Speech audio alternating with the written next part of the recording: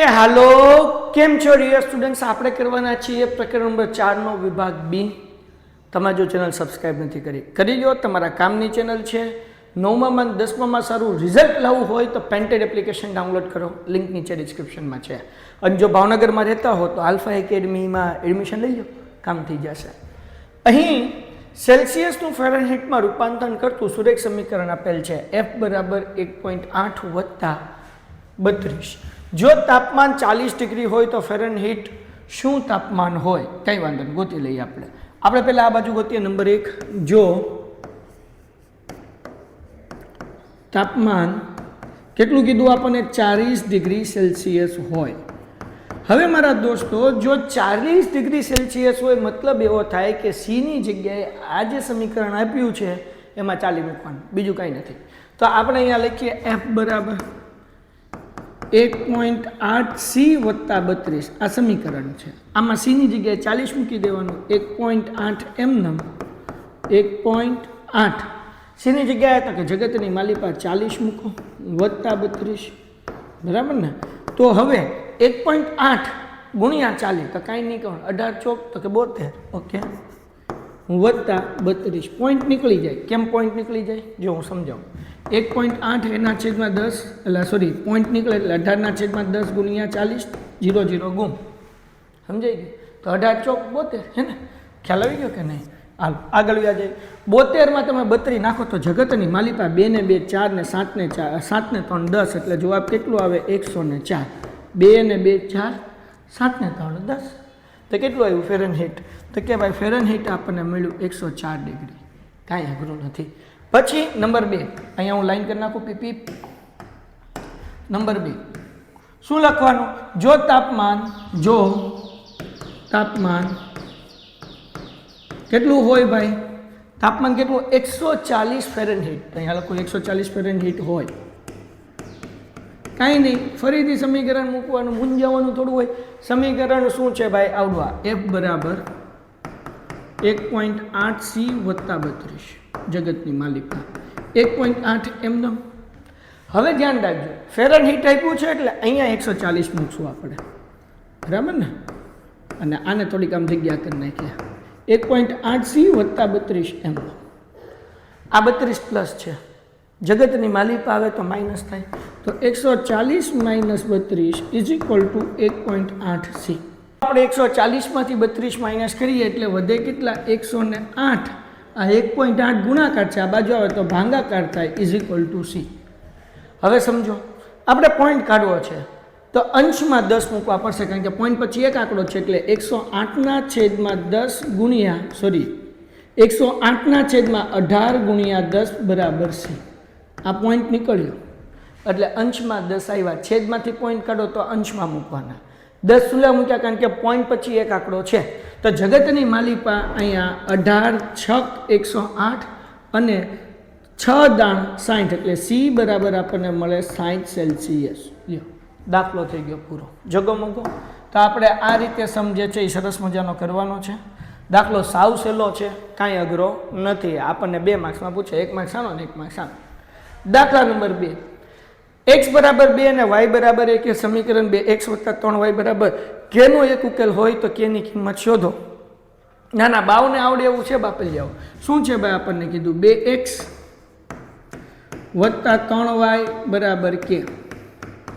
તમારા કલેજા, તમારા લોકોને x ની જગ્યાએ 2 મૂકવાના, અને y ની જગ્યાએ 1 મૂકવાનું, ઓકે.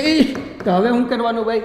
2 દુ 4, ઓકે, વત્તા 3 એકા 3 બરાબર કે એમનો, 4 ને 3 7, 7 બરાબર કે. એનો મતલબ શું થાય? તેથી કે બરાબર 7. એ પૂરીવાળાનો પેલો તનમાં દિયો, હે ને? વાર્તા થઈ ગઈ પૂરી. ટંટણાન. એના પછી જો કે કોમા 3 એ 2x વત્તા 5y બરાબર 17 નો એક ઉકેલ હોય તો કેની કિંમત શોધો. બહુ ઈઝી છે. જો અહીંયા હું કીધું ભાઈ કે કોમા 3, આનો મતલબ એવો થાય કે x બરાબર બેટા કે લેવાનું છે અને y બરાબર કેટલા લેવાના છે? 3. સમજાણું કે નહીં? સમજાણું કે નહીં? હે ને? આ અલ્પવિરામની આગળ જે હોય એને એક્સ કહેવાય, એટલે એક્સ બરાબર કે લેવાનું અને વાય બરાબર કેટલા લેવાના? 3 લેવાના. સમીકરણ મૂકો ભાઈ. Ton ton ton 2x plus 5y બરાબર 17. 2m નમ જગતની માલિપા એક્સની જગ્યાએ મૂકો કે વત્તા 5m નમ વાય બરાબર કેટલા મૂકવાના? તો કે તગડે 3 બરાબર 17. હે ને અહીંયા આપણે લખશું લેતા. પીપી હાલો તો હવે શું કરવાનું બકુડાવ? 2km નમ વત્તા 5 તેરી 15 બરાબર 17. 15 પ્લસ છે આ બાજુ તો માઇનસ થાય એટલે 2k બરાબર 17 માઇનસ 15 તો 2k બરાબર 2. કેમ? 17 માંથી 15 જાય એટલે 2. છેલ્લું સ્ટેપ k બરાબર 2/2 એટલે 2 એકા 2. આ 2 ગુણાકારમાંથી ભાગાકારમાં આવી ગયા, દાખલો પૂરો. એ હાલો જો 3x વત્તા 5y બરાબર 0 સમીકરણના 4 ઉકેલ શોધો. જો નથી ભૂલમાં બોલાઈ ગયું. 3x વત્તા 5y બરાબર 0 સમીકરણના 4 ઉકેલ ગોતો. 4 ઉકેલ ગોતવાનું કે એટલે બોકસ બનાવવાનું. શું બનાવવાનું? બોકસ. શું બનાવશું? સરસ મજાનું બોકસ. આ બોકસ બન્યું.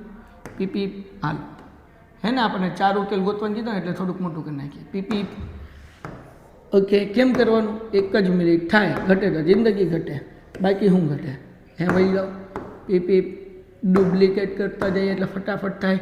આવું સરસ મજાનું બોક્સ તમારે દોરવાનું બાપલ્યો. જો બોક્સ દોર્યું ને તો વાંધો નહીં આવે.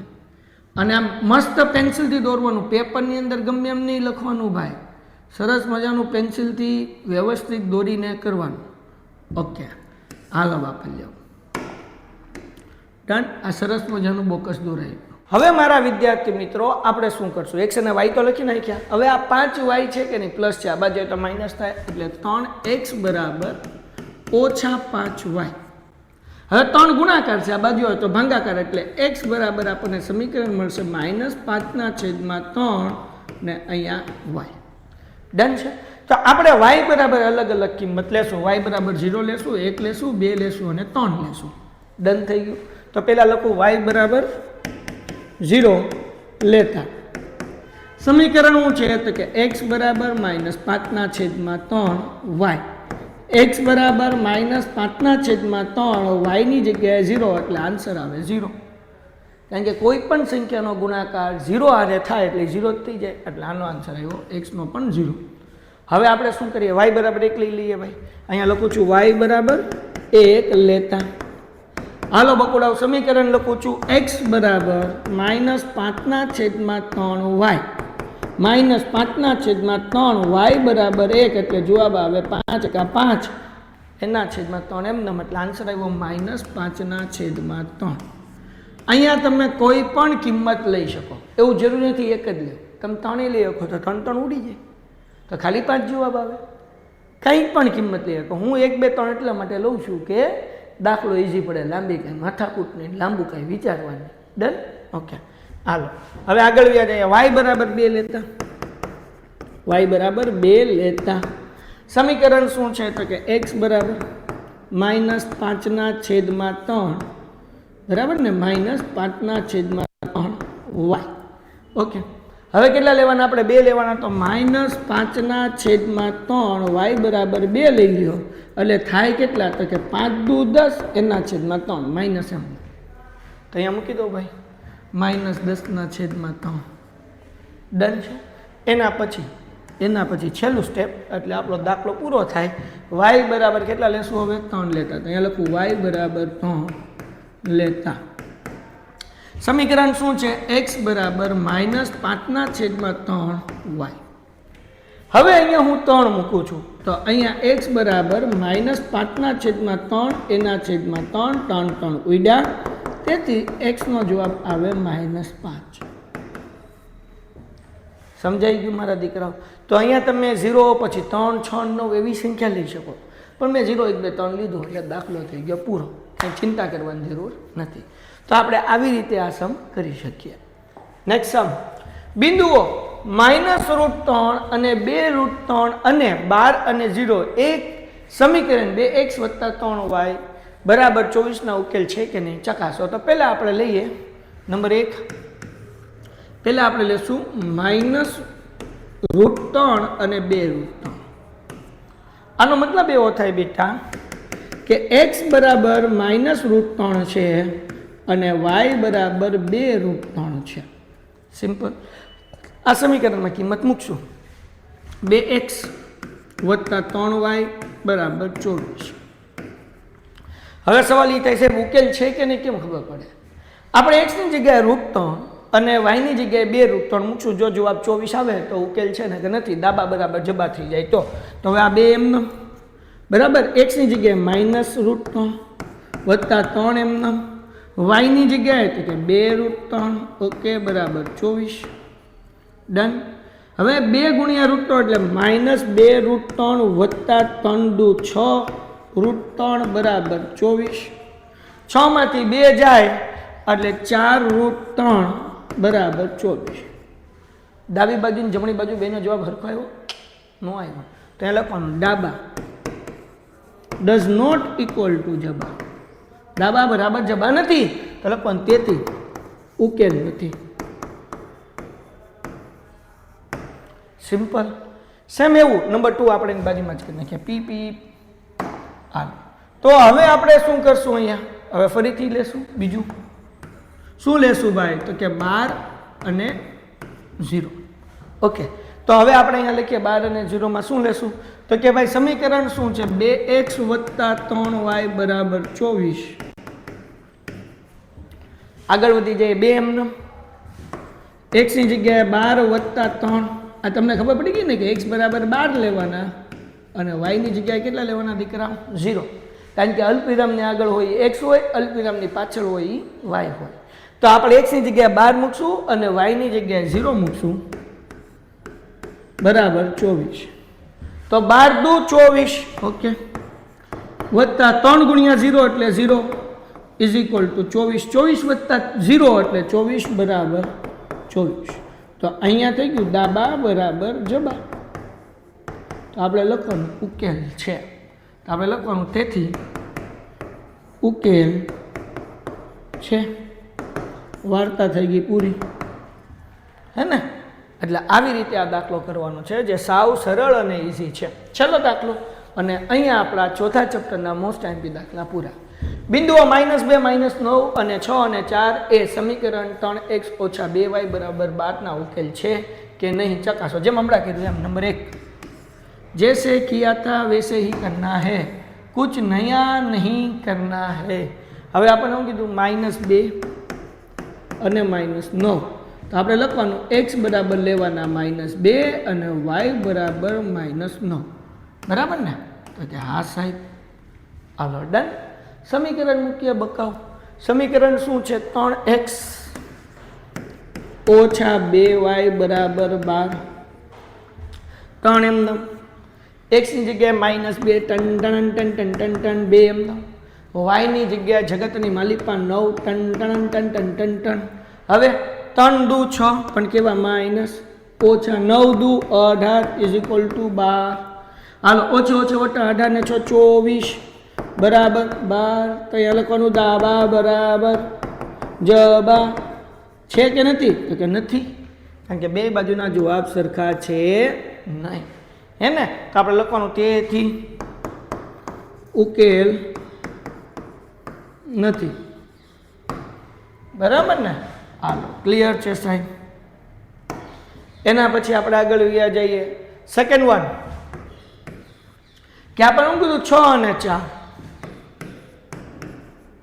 તેનો મતલબ શું થાય? x બરાબર 6 અને y બરાબર 4.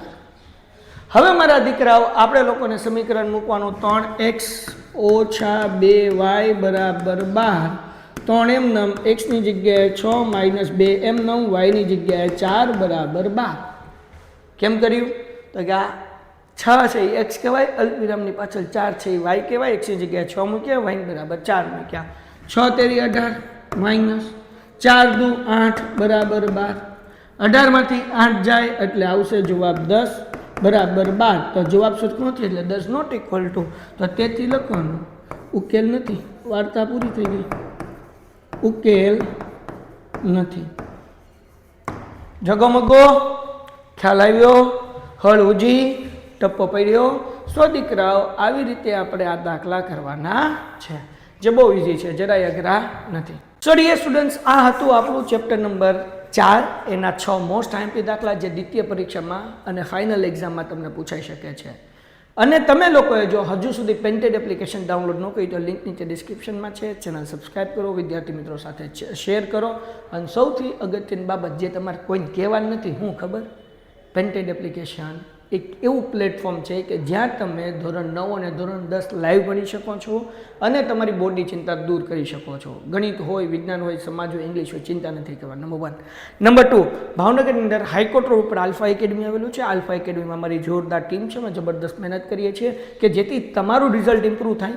તમે લોકો અગર બોર્ડમાં સરસ મજાનું રિઝલ્ટ લાવવા માંગતા હો અને ઓછી મહેનતે વધુ માર્ક્સ લાવવા માંગતા હો અને ભાવનગરમાં જો તમે રહો છો, then Alpha Academy is for you. તો હાઈકોર્ટ રોડ ઉપર છે, નીચે નંબર આપ્યો છે, ત્યાં તમે ફોન કરીને વધુ માહિતી મેળવી શકો છો.